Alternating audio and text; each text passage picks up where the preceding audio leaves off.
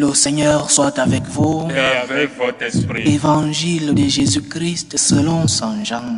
Gloire à toi, Seigneur. Le premier jour de la semaine, Marie-Madeleine se rend au tombeau de grand matin. C'était encore les ténèbres. Elle s'aperçoit que la pierre a été enlevée du tombeau. Elle court donc trouver Simon-Pierre et l'autre disciple, celui que Jésus aimait, et elle leur dit, « On a enlevé le Seigneur de son tombeau et nous ne savons pas où on l'a déposé. » Pierre partit donc avec l'autre disciple pour se rendre au tombeau. Ils couraient tous les deux ensemble, mais l'autre disciple courut plus vite que Pierre et arriva le premier au tombeau. En se penchant, il s'aperçoit que les linges sont posés à plat. Cependant, il n'entre pas. Simon-Pierre, qui le suivait, arrive à son tour. Il entre dans le tombeau, il aperçoit les linges posés à plat, ainsi que le suaire qui avait entouré la tête de Jésus, non pas posé avec les linges, mais roulé à part à sa place. C'est alors qu'entra l'autre disciple, lui qui était arrivé le premier au tombeau. Il vit et il crut. Jusque-là, en effet, les disciples n'avaient pas compris que selon l'Écriture, il fallait que Jésus ressuscite d'entre les morts.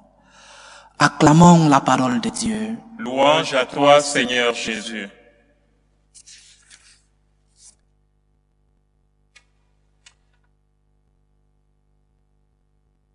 Voici le jour que fit le Seigneur. Qu'il soit pour nous jour de fête et de joie. Aujourd'hui, chers frères et sœurs, est pour nous le plus grand jour de l'année liturgique, le plus grand jour de l'année, parce que plus important que la fête de Noël, le jour de Noël où nous célébrons que le Fils de Dieu, sans cesser d'être Dieu, assume notre condition humaine. Mais aujourd'hui, nous célébrons que le Fils de Dieu, celui qui est vrai Dieu et vrai homme, qui pour nous est vraiment monté sur la croix, et sur cette croix a versé son sang pour nous. Il est mort, il a rendu l'esprit. Mais nous célébrons aujourd'hui qu'il est vivant, il est ressuscité. La mort n'est pas la fin. La mort du Christ a signifié sa victoire sur le pouvoir du diable. Et sa résurrection implique aussi la victoire sur le mal. C'est pourquoi, chers frères et sœurs, la première chose que chacun de nous devrait ressentir aujourd'hui, c'est la joie. La joie pour le Christ qui est ressuscité. La joie pour celui-là qui occupe la première place dans nos cœurs. La joie parce qu'il est vivant. Parce que le chrétien ne suit pas une bonne personne. Comme disait Saint Paul, non, comme disait la première lecture que nous avons lue des Actes des Apôtres. Le chrétien ne suit pas cette personne qui est passée en faisant le bien. Le chrétien ne suit pas une personne qui est passée en étant très généreux. Le chrétien ne suit pas seulement une personne qui est mort martyr, une personne qui a lutté pour le bien commun dans la société. L'histoire de l'humanité est remplie des personnes dont le témoignage est à saluer, des personnes qui se sont données aux nécessiteux, des personnes qui ont lutté pour promouvoir le bien commun dans la société. Ces personnes étaient d'une religion ou d'une autre, d'un signe politique ou d'un autre, des personnes qui se sont données pour les autres, pour sauver la vie des autres. Mais il n'y a qu'une personne qui a fait tout cela, qui a fait le bien, qui a promu le bien commun. Mais il n'y a qu'une seule personne qui est ressuscitée. Le chrétien ne suit pas une personne vaincue. Le chrétien suit une personne morte est ressuscité? Où est, par exemple, Gandhi, un grand homme? Où est Martin Luther King, un autre grand homme? Où est la mère Teresa, une grande dame? Où sont-ils? Ils ont fait du bien. Ils ont contribué de leur manière à promouvoir le bien dans nos sociétés. Mais où sont-ils? Seul le Christ est mort et ressuscité. Seul le Christ a fait le bien. Seul le Christ a souffert pour avoir fait le bien. Et seul le Christ est mort et il est ressuscité. Quel grand motif d'allégresse. Nous ne suivons pas un vaincu. Nous suivons quelqu'un qui a vaincu la mort et qui est ressuscité. Quelqu'un qui a éclairé son époque, quelqu'un qui a fait le bien, quelqu'un qui a souffert pour nous, mais et surtout quelqu'un qui est mort et qui est ressuscité. Jour d'allégresse, réjouis-toi, toi qui as accompagné le Seigneur dans ces moments de passion pendant toute le carême, réjouis-toi, toi qui as accompagné le Seigneur dans sa passion et dans sa mort, parce qu'aujourd'hui vient le prix de l'avoir accompagné, la résurrection, la gloire. Le Christ a vaincu le pouvoir de Satan. Il vend aussi le pouvoir du mal dans ta vie. La résurrection du Christ n'est pas une légende, c'est un fait historique. L'évangile que nous avons lu dit, il vit et il crut. Parce qu'il a vu, il a cru. Histoire. Le Christ est ressuscité. Des personnes l'ont vu. Des personnes l'ont touché après sa résurrection. Il est vraiment ressuscité. Il est vivant. Et il est vivant dans nos vies. Il ne t'a pas abandonné. Il n'est pas mort et tombé dans l'oubli. La résurrection du Christ implique aussi une résurrection dans ta vie. Le Christ est présent dans ta vie. Il n'est pas mort. Il ne s'est pas éteint éternellement. C'est le premier enseignement de ce dimanche si important. Chers frères et sœurs, le Christ est vivant. Qu'est-ce que Marie-Madeleine, Pierre, Jean et les autres ont dû ressentir lorsqu'ils ont entendu la nouvelle de la résurrection du Christ, ou lorsque leur maître est apparu par exemple à Thomas, et Thomas qui l'a touché? Thomas n'a pas touché une idée. Thomas n'a pas touché une légende. Thomas n'a pas touché une idéologie. Thomas a touché son maître, une personne. Alors la résurrection du Christ signifie que le Seigneur continue de vivre dans ta vie. Réjouis-toi parce que tu n'es pas disciple de quelqu'un qui a été vaincu par la mort. Réjouis-toi parce que la mort n'a été qu'un passage pour la gloire dans ta vie, la gloire dans la vie de l'humanité. Celui-là qui occupe la première place dans ton cœur, celui-là qui occupe la première place dans ta vie, celui-là que tu as décidé de suivre, il est vivant, il est ressuscité. Sentons-nous heureux, sentons-nous joyeux et remercions Dieu le Père, qu'il a ressuscité d'entre les morts. Premier enseignement de ce dimanche de Pâques, chers frères et sœurs. Le Christ est ressuscité. Réjouis-toi parce qu'il continue d'être présent dans ta vie, de même qu'il a été présent dans nos vies pendant sa vie publique, pendant qu'il faisait les miracles, pendant qu'il passait en faisant le bien. Il continue d'être présent dans nos vies. Il veut être dans ton cœur. Es-tu prêt à ressusciter avec le Christ? Es-tu prêt à ouvrir les portes de ton cœur pour que le Christ y ressuscite? Es-tu prêt à accepter de ressusciter avec le Christ? Si tu es mort avec lui, pourquoi n'acceptes-tu pas de ressusciter avec lui? Ressuscite ta vie, que ta vie soit nouvelle, parce que le Christ est vivant, parce que le Christ est ressuscité. La résurrection de Jésus signifie que nos vies sont remplies d'espérance, que nos vies sont remplies de joie. Le chrétien n'est pas une personne qui vit dans la tristesse et dans l'angoisse.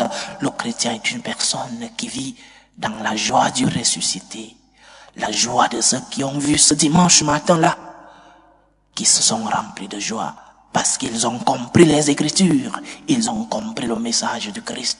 Il est vraiment ressuscité. Il veut ressusciter dans ta vie.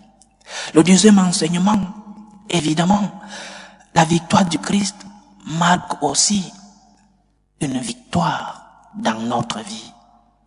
Un des philosophes les plus importants de l'histoire de l'Espagne où nous retransmettons ces Eucharisties, Julián Marías, disait que en fonction de ta vision de l'au-delà sera ta vie dans le monde ici-bas. Quelle est ta vision de l'au-delà? Quelle est ta vision de la vie après celle-ci? C'est en fonction de cette vision que tu pourras te comporter d'une manière ou d'une autre ici sur la terre. En fonction de ta vision de l'au-delà sera ta vie dans le monde ici-bas. Certains te diront, à quoi te sert la foi? À quoi te sert la foi si tu es malade? À quoi te sert la foi si tu recherches un emploi? Pourquoi vas-tu à la messe si rien ne change? Non, chers frères et sœurs, ta foi te sert à quelque chose. Ta foi te sert à quelque chose. En fonction de ta vision de l'au-delà sera ta vie sur la terre. Ta foi te sert à quelque chose. Et en quoi? Ta foi te remplit d'espérance. Parce que tu as foi en un ressuscité, tu sais que ta vie ici-bas est une vie pleine d'espérance. Ta foi te conditionne toujours de la façon de présenter tes souffrances au monde. Lorsque tu es malade, par exemple, comment vis-tu ta maladie? Tu vis la maladie comme quelqu'un qui n'est pas plein d'espérance. Tu vis la maladie comme quelqu'un, d'abord, qui ne croit pas en la toute-puissance de Dieu qui peut te guérir, mais quelqu'un qui ne croit non plus en une vie éternelle avec Dieu. Comment vis-tu ta maladie? C'est en fonction de ta vision de l'au-delà que sera ta vie ici sur la terre. Alors, Dieu qui est le Tout-Puissant, Dieu qui a ressuscité d'entre les morts en Jésus-Christ te pose la question. Quelle est ta vision de l'au-delà? Quelle est ta vision de ta vie après celle-ci? Quelle est ta vision de l'au-delà? Quelle est ta vision de la vie éternelle? Ou alors, tu crois que quand tu meurs, tu vas tomber dans l'oubli? Tu seras enterré et tout finira le jour de ton dernier souffle. Il y a vie éternelle. Et c'est lorsque tu croiras qu'il y a vie éternelle avec Dieu, mais aussi avec le diable. Mais nous sommes chrétiens. Si tu crois en la vie éternelle avec Dieu, ton comportement sur la terre doit être différent. Comment te comportes-tu lorsque tu es malade? Perds-tu l'espérance? Es-tu angoissé comme quelqu'un qui n'a pas de foi? Saint Paul disait dans sa lettre aux Thessaloniciens, « Nous ne voulons pas que vous ignoriez le sort de ceux qui sont tombés dans la mort, pour que vous ne perdiez pas l'espérance. » Nous avons l'espérance qu'il y a vie éternelle parce que le Christ est ressuscité. La résurrection du Christ nous ouvre les portes du ciel, chers frères et sœurs. Il y a vie éternelle et tu dois te comporter ici sur la terre avec cette espérance, en sachant que les moments de croix, les moments de difficulté, les moments de maladie, les moments où tout te semble terminé, regarde la croix. Mais ne t'arrête pas sur la croix. Regarde le Christ ressuscité. Il te dit qu'il est ressuscité. Il y a vie éternelle. Ne perds pas ton espérance. Le chrétien ne perd pas espérance parce qu'il croit en la résurrection du Christ. Jour d'allégresse, jour de joie. Comment vis-tu sur la terre?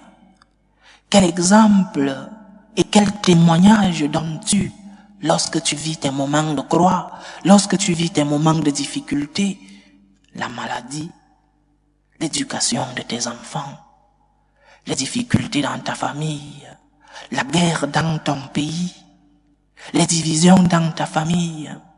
Comment vis-tu ces difficultés?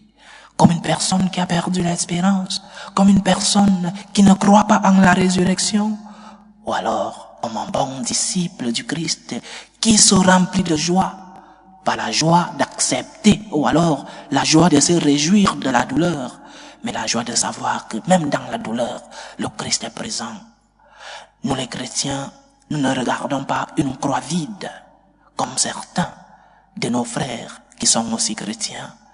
Nous ne regardons pas une croix vide, nous regardons une croix avec une présence, la présence du crucifié. Et le crucifié qui est dans nos croix quotidiennes nous aide parce qu'il nous donne l'espérance de la résurrection. Réjouis-toi. Réjouis-toi parce que le Christ est ressuscité. Réjouis-toi parce que le Christ ressuscite avec tes problèmes, avec tes misères, avec tes angoisses, avec tes tristesses. Réjouis-toi et offre cette douleur au Christ. Offre ta maladie au Christ pour qu'il puisse ressusciter avec toi. Et que, lorsque vient le moment de la mort, que tu saches que tu seras avec lui au ciel. Que tu saches que tu rencontreras le Christ lui-même. Et qui te dira, viens béni de mon Père, tu as tant souffert sur la terre. Moi voici, viens, entre dans le temple du Seigneur. Jour d'allégresse et jour de joie, remplissons nos vies de joie, remplissons nos vies d'allégresse. Le Christ est ressuscité, il veut ressusciter dans ta vie. Ouvre-lui ton cœur, dis-lui, Seigneur, je veux ressusciter avec toi parce que je t'ai accompagné dans tes douleurs. Je veux participer de ta gloire. Je veux participer de ta résurrection. Que le Seigneur nous aide, qu'il remplisse nos vies de sa joie, qu'il remplisse nos vies de son allégresse. Que le Christ vienne ressusciter dans nos vies, qu'il ressuscite dans nos familles. Loué soit Jésus-Christ. À jamais.